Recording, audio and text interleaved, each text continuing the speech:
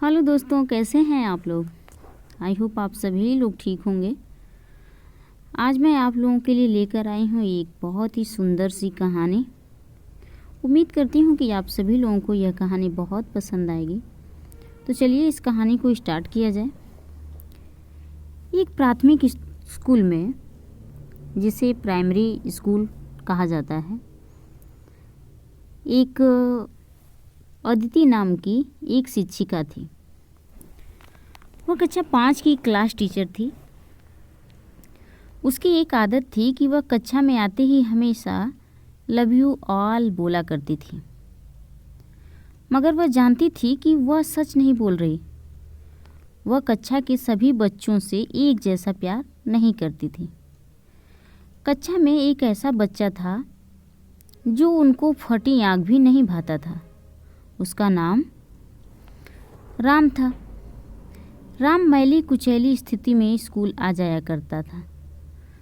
उसके बाल खराब होते, जूतों के बंधन खुले, शर्ट के कॉलर पर मैल के निशान।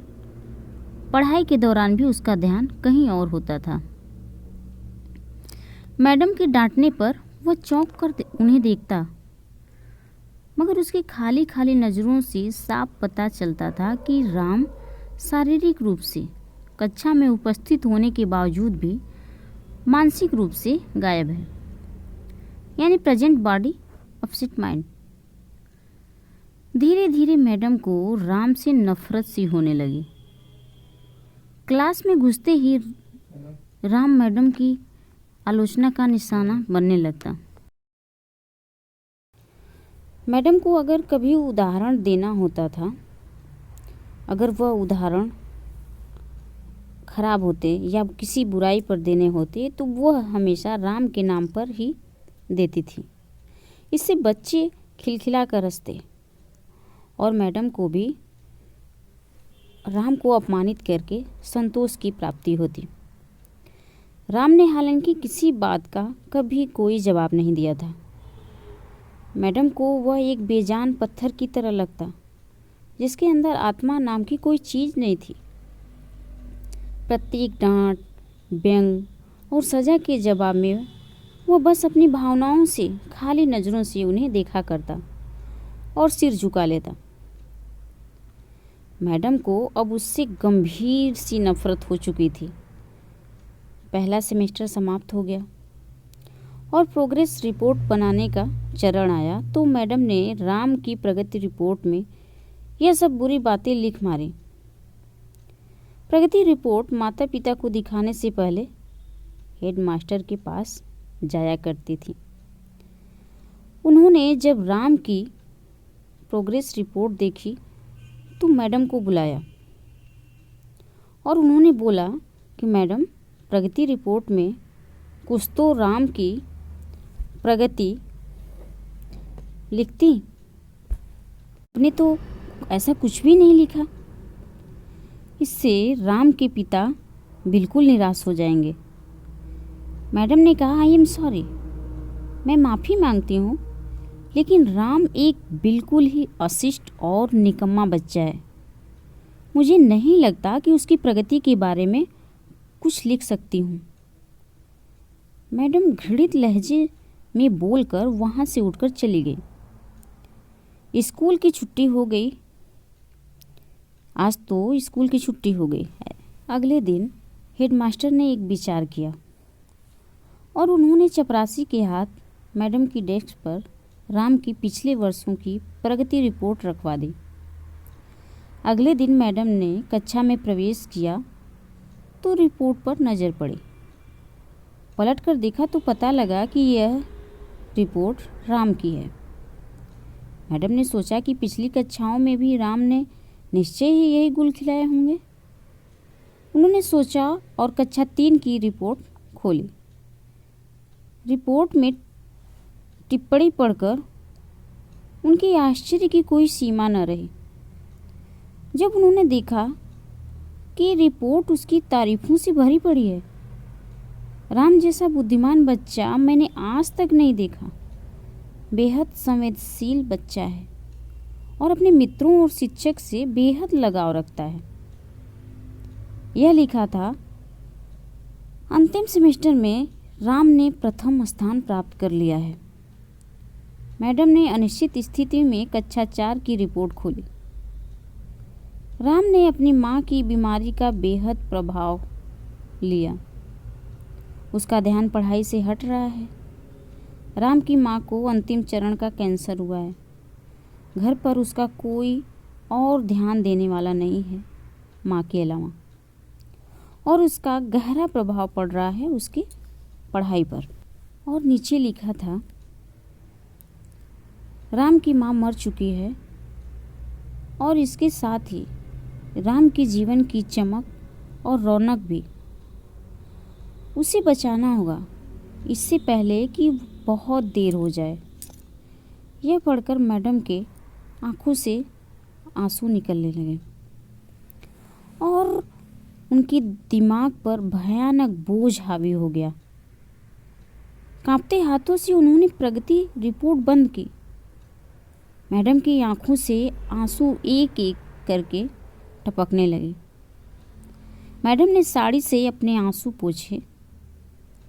अगले दिन जब मैडम कक्षा में दाखिल हुई तो उन्होंने अपनी आदत के अनुसार अपना पारंपरिक वाक्यांश आई लव यू ऑल दोहराया, मगर वह जानती थी कि वह आज भी झूठ बोल रही है, क्योंकि इसी क्लास में बैठे एक उलझे बालों वाले बच्चे राम के लिए जो प्यार वह आज अपने दिल में महसूस कर रही थी, वह कक्षा में बैठे और किसी भी बच्चे से अधिक था। पढ़ाई के दौरान उन्होंने रोजाना दिनचर्या की तरह एक सवाल राम पर दागा और हमेशा की तरह राम ने सिर झुका लिया। जब कुछ देर तक मैडम से कोई डांट फटकार और सहपाठी सहयोगियों से हंसी की आवाज़ उसके कानों में न पड़ी तो उसने अचंभे में सिर उठाकर मैडम की ओर देखा। अप्रत्याशित उनके माथे पर आज बल न थे। वह मुस्कुरा रही थी। उन्होंने राम को अपने पास बुलाया और उसे सवाल का जवाब बताकर जबरन दोहराने के लिए कहा।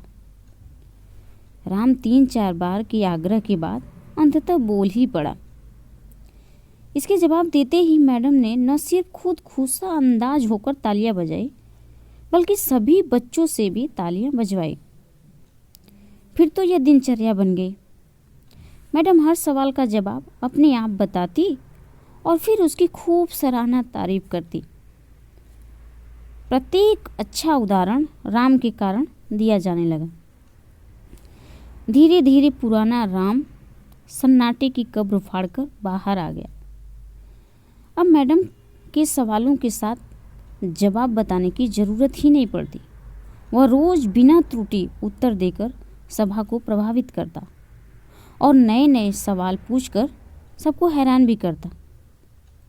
उसके बाल अब कुछ हद तक सुधरे हुए होते, कपड़े भी काफ़ी हद तक साफ होते, जिन्हें शायद वह खुद धोने लगा था। देखते देखते साल समाप्त हो गया और राजू ने दूसरा स्थान हासिल कर लिया कक्षा 5वीं में। यानी अब दूसरी जगह स्कूल में दाखिले के लिए तैयार था। कक्षा 5वीं की विदाई समारोह में सभी बच्चे मैडम के लिए सुंदर उपहार लेकर आए और मैडम की टेबल पर ढेर लग गया। इन खूबसूरती से पैक हुए उपहारों में एक पुराने अखबार में बदतर सलीके से पैक हुआ एक उपहार भी पड़ा था। बच्चे उसे देखकर हंस रहे थे। किसी को जानने में देर न लगी कि यह उपहार राम लाया होगा। मैडम ने उपहार के इस छोटे से पहाड़ में से लपक कर राम वाले उपहार को निकाला। खोल कर देखा तो उसके अंदर एक महिलाओं द्वारा इस्तेमाल करने वाले इत्र की आधी इस्तेमाल की हुई शीशी और एक हाथ में पहनने वाला एक बड़ा सा कड़ा यानी कंगन था, जिसके ज़्यादातर मोती झड़ चुके थे। मिस ने चुपचाप इस इत्र को खुद पर छिड़का और हाथ में कंगन पहन लिया। बच्चे यह दृश्य देखकर हैरान हो गए। खुद राम भी। आखिर राम से रहा न गया और मिस के पास आकर खड़ा हो गया। कुछ देर बाद उसके अटक अटक कर मैडम से बोलना शुरू किया। आज आप में से मेरी माँ जैसी खुशबू आ रही है। इतना सुनकर मैडम की आंखों में आंसू आ गए और मैडम ने राम को अपने गले से लगा लिया। राम अब दूसरी स्कूल में जाने वाला था। राम ने दूसरी स्कूल में दाखिले ले लिया था। समय बीतने लगा। सप्ताह, महीने साल में बदलते भला कहाँ देर लगती है। मगर हर साल के अंत में मैडम को राम से एक पत्र नियमित रूप से प्राप्त होता, जिसमें लिखा होता कि इस साल कई नए टीचर्स से मिला, मगर आप जैसी मैडम कोई नहीं थी। फिर राम की पढ़ाई समाप्त हो गई और पत्रों का सिलसिला भी समाप्त। कई साल आगे गुजरे और मैडम रिटायर हो गई। एक दिन मैडम के घर अपनी मेल में राम का पत्र मिला, जिसमें लिखा था, इस महीने के अंत में मेरी शादी है और आपके बिना शादी की बात मैं सोच भी नहीं सकता। हाँ, एक और बात, मैं जीवन में बहुत सारे लोगों से मिल चुका हूँ, पर आप जैसा कोई नहीं है। आपका डॉक्टर राम। पत्र में साथ ही विमान का आने जाने का टिकट भी लिफाफे में मौजूद था। मैडम खुद को हरगिज न रोक सकी। उन्होंने अपने पति से अनुमति ली और वह राम के शहर के लिए रवाना हो गई। शादी के दिन जब वह शादी की जगह पहुंची तो थोड़ी लेट हो चुकी थी। उन्हें लगा समारोह समाप्त हो चुका होगा, मगर यह देखकर उनके आश्चर्य की सीमा न रही कि शहर के बड़े डॉक्टर, बिजनेसमैन और यहाँ तक कि वहाँ पर शादी कराने वाले पंडित जी भी थक गए थे कि आखिर कौन आने वाला है। मगर राम समारोह में शादी के मंडप के बजाय गेट की तरफ टकटकी लगाए उनके आने का इंतजार कर रहा था। फिर सबने देखा कि जैसे ही एक बूढ़ी औरत ने गेट में प्रवेश किया, राम उनकी ओर लपका और उनका वह हाथ पकड़ा जिसमें उन्होंने अब तक वह कड़ा पहना हुआ था और उन्हें सीधा मंच पर ले गया। राम ने माइक हाथ में पकड़कर कुछ यूं बोला, दोस्तों, आप सभी हमेशा मुझसे मेरी माँ के बारे में पूछा करते थे और मैं आप सबसे वादा किया करता था कि जल्द ही आप सबको उनसे मिलाऊंगा। ध्यान से देखो, यह मेरी प्यारी सी माँ दुनिया की सबसे अच्छी है। यह मेरी माँ है। दोस्तों, आप लोगों ने इस कहानी को सुना और मेरा मानना है कि इस कहानी के थ्रू आप लोगों ने जो कुछ भी जाना, उसके माध्यम से अगर आप लोगों को अपना विचार प्रकट करना है तो कमेंट के माध्यम से हमें ज़रूर बताएं। मेरा मानना है कि अगर आप एक अध्यापक हैं तो अपने स्टूडेंट के साथ बस अध्यापक का रूप देकर न व्यक्त करें, बल्कि अपने स्टूडेंट्स के साथ एक फ्रेंडली व्यवहार करें ताकि उसकी सारी समस्याओं को जान सकें और उसका समाधान कर सकें। Thank you for watching.